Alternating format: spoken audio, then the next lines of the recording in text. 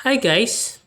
In this video, you're gonna learn how to create a new playlist on Spotify.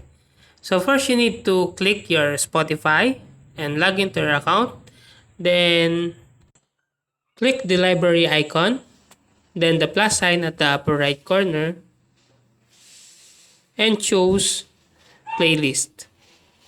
Then create or name your playlist. Then choose a playlist that Spotify recommended to you. You can also search songs.